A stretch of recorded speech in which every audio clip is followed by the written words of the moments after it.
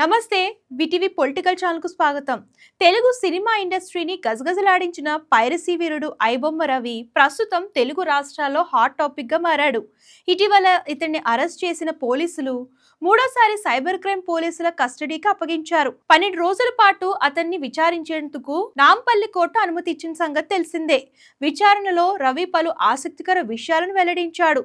తాను కేవలం cinema web పోస్టర్లకు సేవలు మాత్రమే అందించానని, అన్ని ఉద్యోగాల మాదిరిగానే దీన్ని ఎంపిక చేసుకున్నానంటూ ఐబొమ్మ నిర్వాహకుడు రవి పోలీస్ కస్టడీలో వెల్లడించినట్లు తెలుస్తుంది. డబ్బు సంపాదించాలనే లక్ష్యంతో వ్యాపారం చేయాలని భావించానని, పైరసీని పోటీ లేని వ్యాపారం అని భావించి దాన్ని ఎంచుకున్నట్లు పోలీసులకు చెప్పినట్లు తెలుస్తుంది.